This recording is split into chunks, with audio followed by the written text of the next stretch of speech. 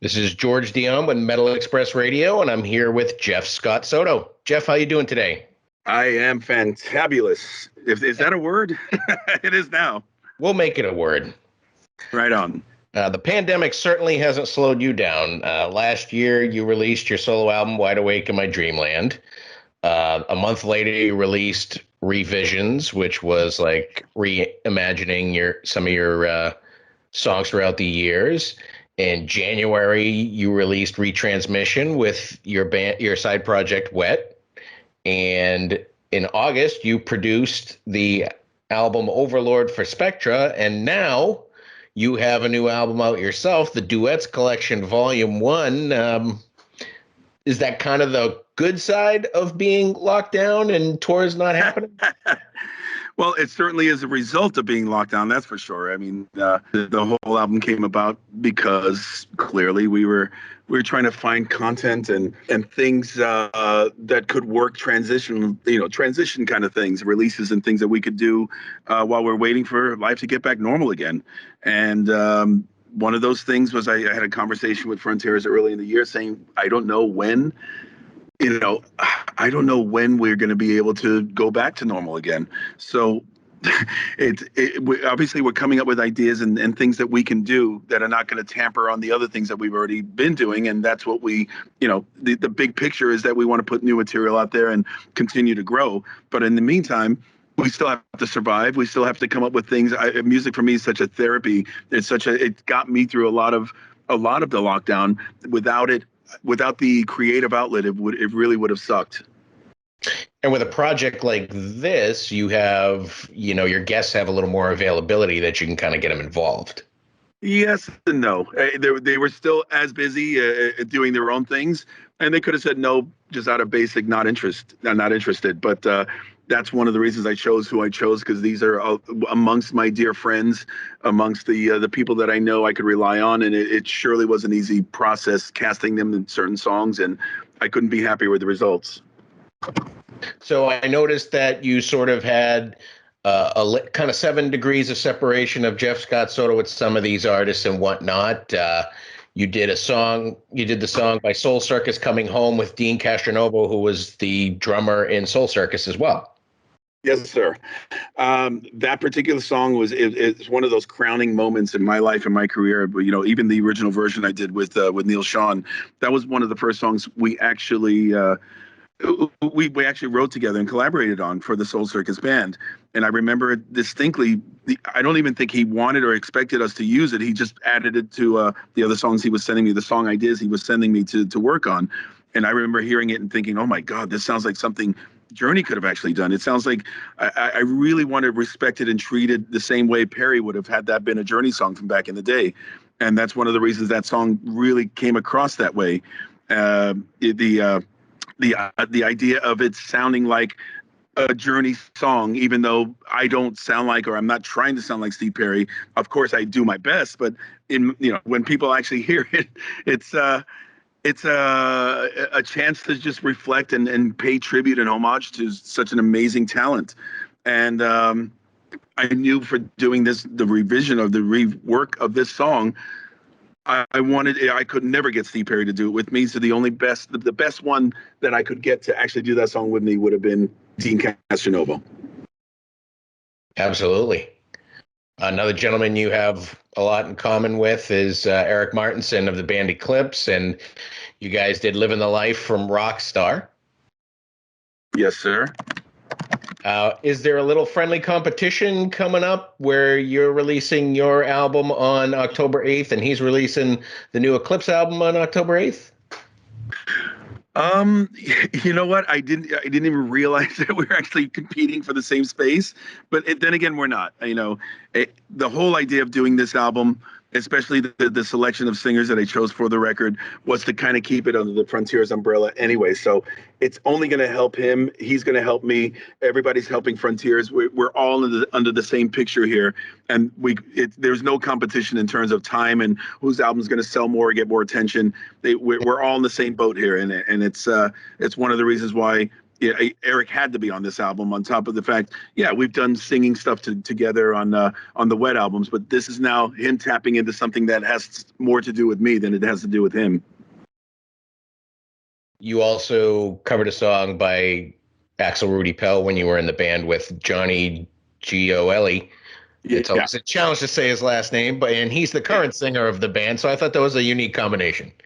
If you turn into a three-syllable word, or I'm sorry, three-syllable name, it's easier to remember. It's Joeli. It's like the name Joe. You don't have to go G-O-L-E because obviously that's if you're doing it as it's written out, that's what you naturally would say. But if you're Italian, hey, Johnny Joeli. So yeah, and again, there's more of a connection to the songs and the singers than just the actual fact that their voices would work perfectly on them. One of the connections to Johnny in doing that song and why I wanted him to do that song with me as opposed to something else is because he did replace me in Axel Rudy Pell's lineup, and he's still there doing it. So he's probably sung that song more times than I did when I was touring with Axel.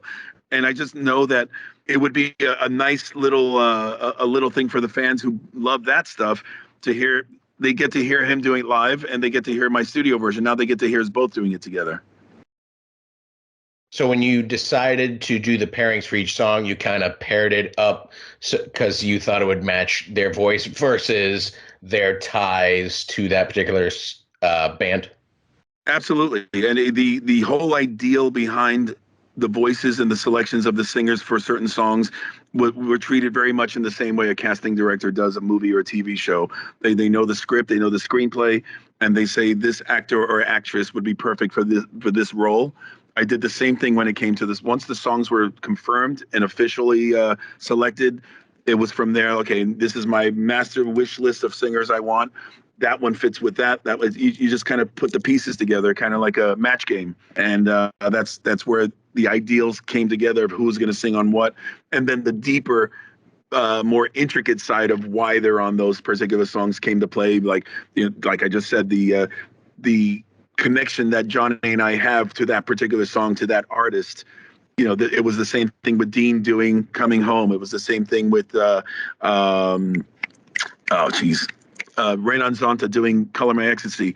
There were other deep-rooted reasons why those people are on those songs.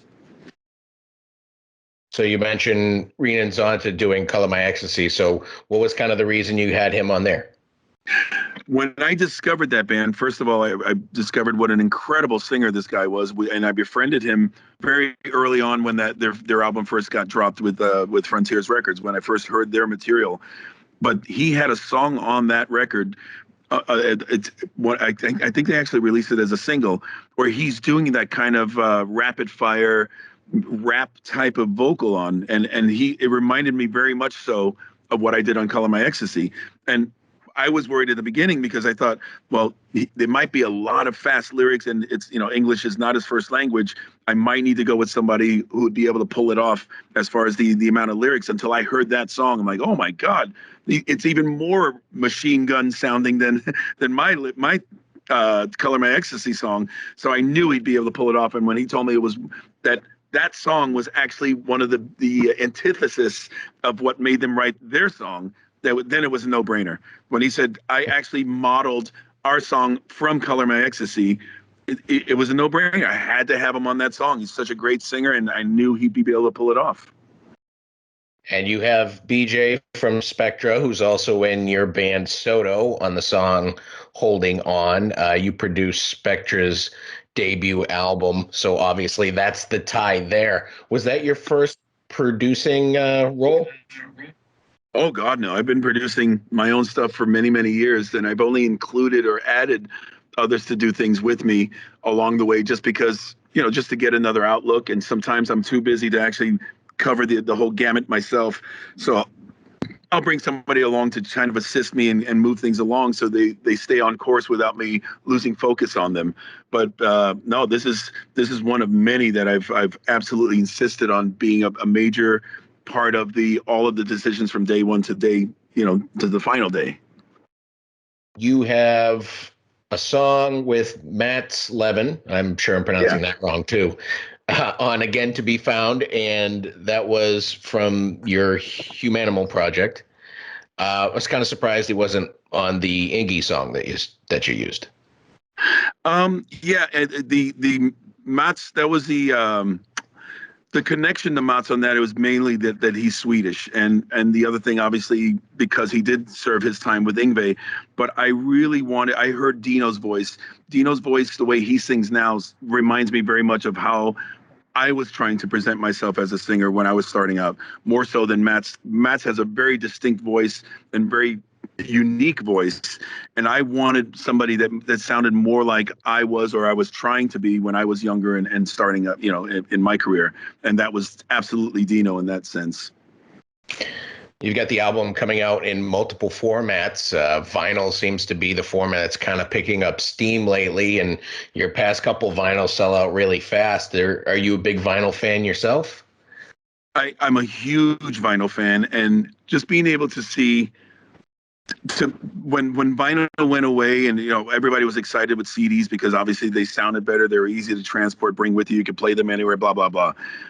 We missed the experience that you get from vinyl, from opening it up to the scent, the aroma that comes from vinyl, to the bigger format of having photos and lyrics and things that were bigger.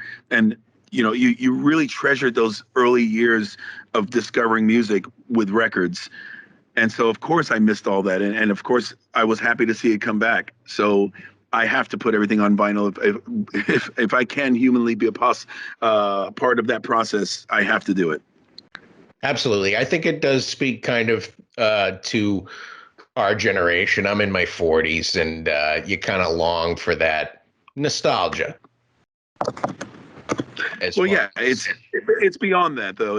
I think the nostalgia, especially because we are, I don't want to say throwbacks. We are of the age that we are, where that was our format. That was our way of buying and listening to music. So we're kind of akin to it. We're kind of stuck with the idea of wanting that still. I mean, if I had my choice, I would do every album in a real big studio like we did back in the day and spend $300,000 on a record. I love that. The whole idea of working on music like that. It's where I come from. It's where we came from in this generation that we're in. So it's nice to revisit even the smaller things that just kind of bring us back to where it all started. Was there a vocalist for this project that wasn't available that you really wanted? I don't think so. The only one that was on my master list, and this is before I even cast everybody on the particular songs, I asked Richie Kotzen if he'd want to do it, and the only reason he turned it down is because he just finished and was about to release the Smith Kotzen thing that they did with Adrian Smith, and he said it might not be a good idea to convolute what they're trying to do with this new project and the new band. And of course, he's got Winery Dogs, so I understood his reasonings. I've had to turn down things for the same reasons, and timing is everything. He said otherwise it would have been great to do it. That's the only one. So notice you're out playing shows with Jason Bieler, and he doesn't appear on the album. Has his head gotten that big now that he's got a successful solo album that he can't play on his buddy's Duets Collection? Well, Jason is not. He's a singer just by his own decision in terms of what he's doing. Jason never really fit the form or the format of what I've done and what I'm doing in my life and career. So I think it would be kind of the wrong fit to ask Jason to sing as a duet on on any of these songs that I put on this record. Maybe there's something in the future we could do together. And this, I mean, we sound so great together live when we're doing these acoustic gigs. The blend is killer. We have such a great time doing it. But I actually feel better singing Jason's stuff than asking him to play my stuff. It just, for some reason, I guess it's also more of a bucket list thing for me. I always kind of dreamt of maybe doing a show or two as the frontman for Saigon Kick, so that I get to kind of do that with him when we do these acoustic shows. And yeah, I don't think there's a song I can think of that Jason would say, "Oh man, I love that song. I'd love to do it. I love your original version of that. Can I do that with you?" I really can't find one. He's too unique. He's too avant-garde. He's too alternative. He is. He's definitely got a unique album out there. I was actually surprised by it. I was expecting Saigon Kick, and I got something else. Yeah, exactly. So what was it like getting back out there on the stages, even though it's in acoustic settings mainly? What was it like after being locked up and getting out there again? You know what? It's of course it's not that it's scary. You kind of hope that you haven't skipped a beat. You know, I'm even singing and hearing about a few people going back out there, and it's almost like relearning how to ride a bike again or learning how to swim again. You're on such autopilot when you're doing it year after year, album after album, cycle after cycle. But when you step away from it, you truly have to spend a little time to kind of get it back and everything to flow again and to be just kind of what it took so many years to actually get to. But once that happens, yeah, we're kind of back to where we left off, really. Do you have any plans to hit the road as an electric band, either solo or with Soto or with some other project? At Sons the of moment, Apollo, maybe? I've got a lot of appearances and things, makeup things from last year to do next year. Sons of Apollo is only going out and doing the South American dates that we actually rebooked 4 times already. And so now hopefully everything's going to go through. We're going to get to complete that. And then from there, I'm sure we're going to start assessing what the next steps are for us. Do you have any other recorded music in the works? I assume that there's going to be a follow-up to this eventually. I don't know if you recorded it all at once.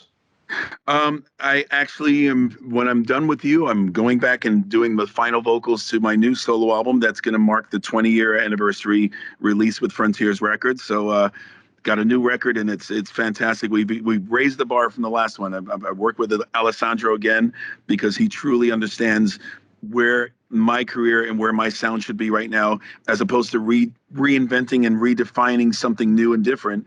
He's basically tapping into the things that people know and love about me, and that even he loves about me as a singer. But he's doing it in a way that actually works, where it doesn't sound dated or like you've heard it before. There's so many elements of Talisman and so many great things that I've done in my life and my career that he taps into, and he's just done such a stellar job with it. So yeah, we're finishing this up, and it'll be released the early part of next year to mark 20 years with Frontiers. So you mentioned the 20-year anniversary coming up with Frontiers. Do you remember how you first kind of hooked up with him?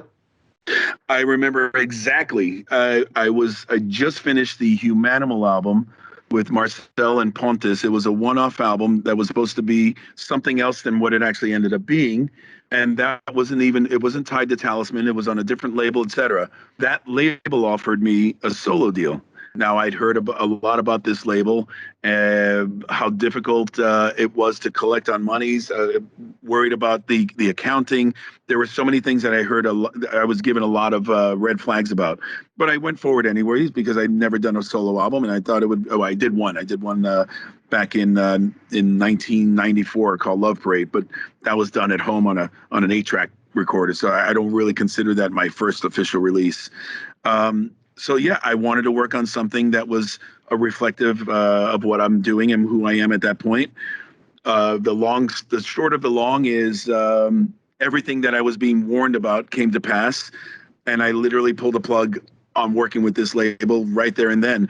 Not even 30 minutes later, I guess word had gotten out there. I don't know how it would have gotten out there, but word had gotten out there that I was not doing it with this label anymore. And I got this wonderful greeting email from Serafino, and the label was just beginning. They'd only been out there for a few years at that point, but they were still very new. They barely had any artists yet, asking me if I would like to work with them. And the offer was great. Everything about it was the respect, the level of everything, just top notch from soup to nuts. And that's what lured me in. They brought me in, and I've been with them ever since. Yeah, I absolutely remember when Frontiers just started out, because that was kind of when I started out, and you were definitely one of the first artists. Pride of Lions was in there, Lana Lane. You guys were all kind of coming out and putting out music as much as you can, and it really did build the label 20 years later. Yeah, and of course, it doesn't hurt that they started tapping into legacy acts, being able to bring in Boston, Journey, Toto, Extreme, Mr. Big, Whitesnake. I mean, they really opened they opened their floodgates and showed that they could actually be a contender, even though they were an indie label based out of Italy.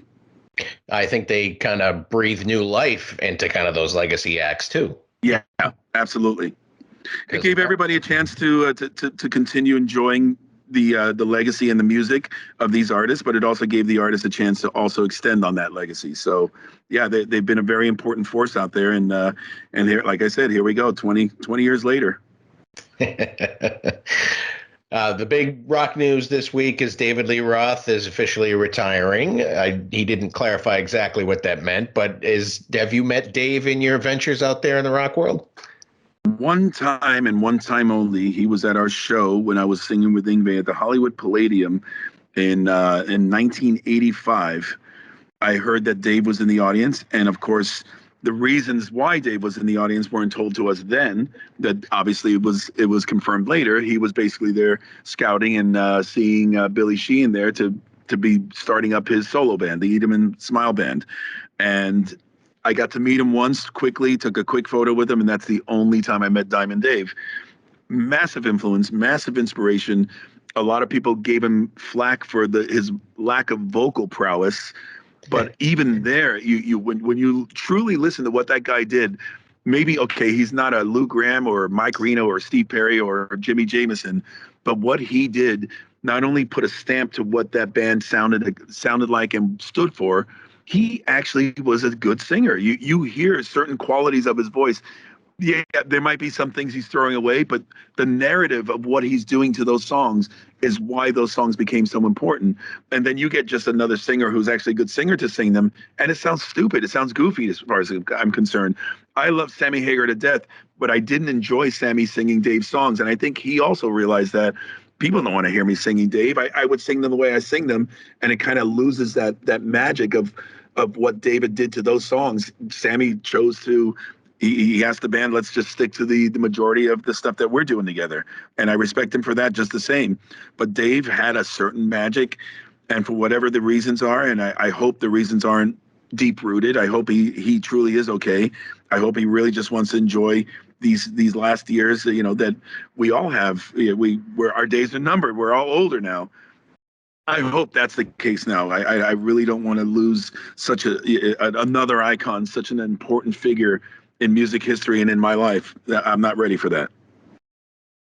I mean, you probably still got a decade, 2 decades, 3 decades to go in your career. I mean, I would think that when all the live music and stuff was stopping, you probably contemplated, well, maybe this is it. Maybe I'm done. Yeah.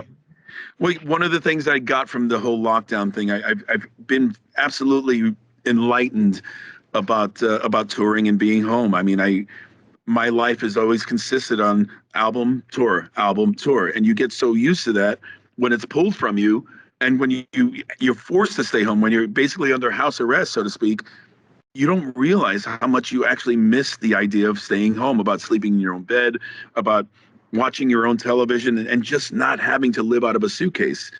And the one thing I got from the whole lockdown and COVID thing is I'm going to be more selective on what I say yes to and going out there and doing live performances and tours. I really want them to make sense. I want them to mean something. And I just want the demand to be there more, as opposed to me assuming the demand is there and trying to do shows and trying to do tours that might have otherwise been lesser attended and not as accepted. I'd rather wait and see. They really want you at this event. They're willing to pay for you to do this event because they really want you. All of the above have to kind of line up now for me to be interested to go back out there and continue doing the live thing that I was so used to doing every year. Excellent. It's a great mindset. And your new album, Duets Collection Volume 1, comes out on October 8th. It's a great album. I listened to it quite a few times over the last week. You should be proud of it. That means a lot to me. When a lot of people do these kinds of records, the kind of novelty things, or just, as I said earlier, it's more of a transitional thing that I'm doing in between the actual official releases. You often read people saying, yeah, it sounds cool. I think this, I'll give it one spin. I don't think I'll be revisiting this. And so far, I've received so many accolades of like, I could listen to this over and over. And that really means a lot to me, because it's a testament to the songs and the time and my life and my career, but more so that I didn't bastardize it to make an album, to make a release that kind of blankets what I originally did with those songs.